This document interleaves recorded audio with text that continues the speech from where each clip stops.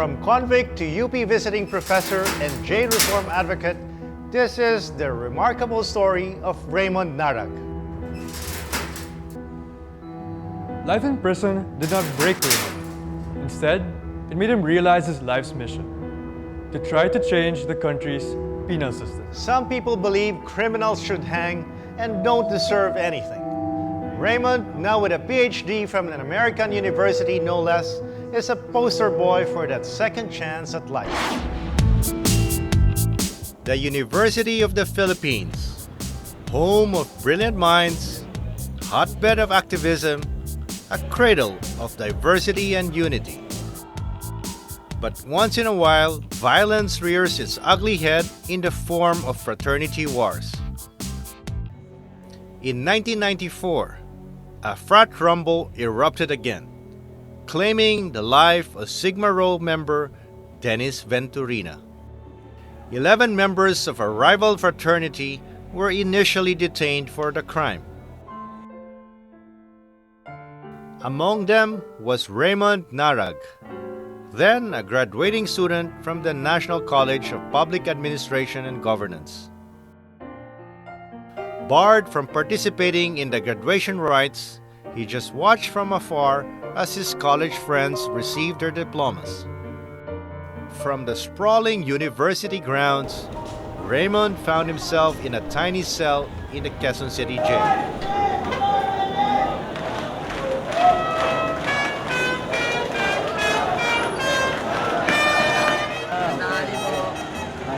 Anong selda na tawag dito ngayon?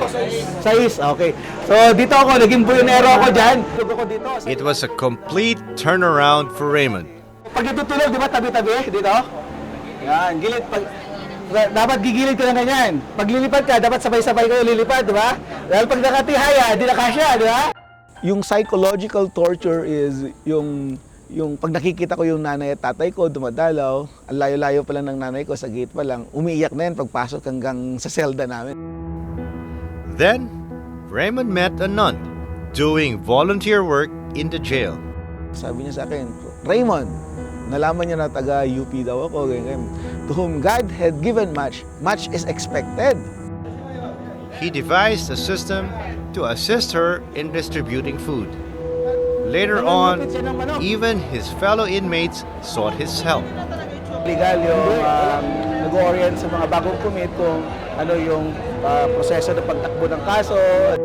He became Kuya Raymond, who helped them write letters to their loved ones. Eventually, they also turned to him for legal advice. Pag may mga brads ako o mga dalaw ko, hiniram ko yung mga law books nila. So nabasa ko yung The Criminal Procedure sa Philippines. In his 6 years in the Quezon City jail, Raymond rose from the ranks of inmates to become mayor, then mayor de mayores. In 2002, Raymond was eventually found innocent and found himself a free man. But his experience in jail would change his life forever. Instead of forgetting it like a bad dream, Raymond studied criminal justice administration and criminology at the Michigan State University under a Fulbright scholarship. I divulged the literature, talagang pinag-aralan ko, tuwang-tuwa ko, ganito pala ito yung nangyayari. And it provided with me a theory of understanding yung prison experience. He would eagerly go back to the Philippines to share what he learned. He pioneered different programs, but he would focus on the principles of effective penal management. First is to look at the criminal justice system in a more enlightened way. Second is to address the root causes of the problem, which is structural. More police, more jail officers, more corrections, more prisons, more resources for them. Okay? And then third is cultural, yung cognitive change. Kasi kahit anong gawin naman natin pagbabago, kahit gaanong kaganda sistema, kung balaktot pa rin ang ating pag-isipan at tinitignan natin ito ng form of corruption, pagkakitaan ng pera, useless. Superintendent Randel Latosa credits Raymond for triggering a regular review of the Philippine criminal and penal system. It started doon sa thesis niya, na i-discuss niya ng mabuti yung na-observe niya during the time na na-incarcerate siya, nabigyan na detalye niya yung mga nangyayari, nabasa yun ng Supreme Court. Then during that time, nagkaroon ng order from the Supreme Court na i-review lahat ng mga processes sa criminal justice to include yung mga sistema sa jail. Now, they are working together for the training of BJMP personnel and other projects in Quezon City Jail. Multitasking of personnel. Kami ay in-equip ni Prof. Nara kung paano ang segregation, yung classification, yung programming at saka yung housing ng mga detainees na ito ay makakatulong ng malaki para sa BJMP. Provision of additional personnel. Na linawan namin na yung palang ginagawa namin is already the concept of shared governance wherein yung mga inmates, we utilize them to support yung kakulangan ng resources ng government. Warden Randall has also implemented several projects through Raymond's guidance.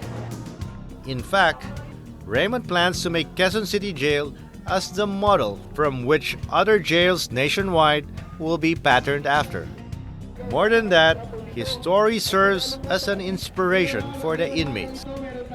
Ang dami sigurong matutuwa. Posible pala na magkaroon din ako ng magandang buhay. Kung wala siyang advocacy na i-share yan, paano nagkakaroon ng pagbabago dito sa kulungan, sa pamamahala? Ibig sabihin, because of Prof. Narag, masasabi kong he changes the game. Reforms introduced by Raymond would reach the national Bilibid prisons. These programs are about the needs of both inmates and Bureau of Corrections personnel. Bucor Assistant Director Martin Perfecto works with Raymond in pushing for effective change. There's really a need not only to develop programs for inmates, but you also have to develop training for personnel. Because the vision of the Bureau of Corrections is that we prepare individuals so that they can be properly reintegrated into free society. But as Martin stresses, correction is not the government's sole responsibility. It's very easy to conclude, given the conditions that inmates undergo experience, that it continues to be a punitive system. And I think it's a responsibility also of the Bureau of Corrections and of our government to advocate that that the change has actually begun. From being an inmate to a reform advocate, Raymond is a great source of inspiration. Para sa akin, hindi mahalaga kung ano na yung dahilan kung bakit tayo nandun. Ang mahalaga is anong gagawin mo habang nandyan ka sa loob ng kulungan. Okay? And so many inmates respond to the call for change. He touched lives and changed the game. Kasi po kahit ang nakikita ko po kasi ron na nagsisikap din po siya na makatulong sa kapwa niya inmates. Kung ano man yung natutunan niya, kahit malayo na narating na, bumabalik pa rin po siya ron para makibahagi kung anong nakaraan niya at anong maabot niya, anong maitulong niya. Hanggang ngayon, tumutulong pa rin po siya.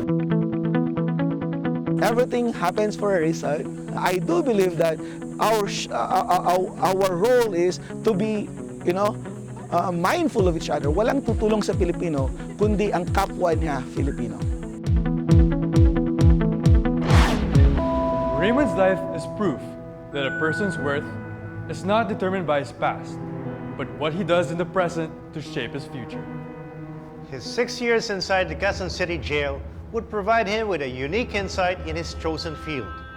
First-hand knowledge that he would need to change our penal system and to bring hope and a second chance to countless inmates.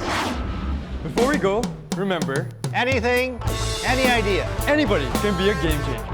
Are you?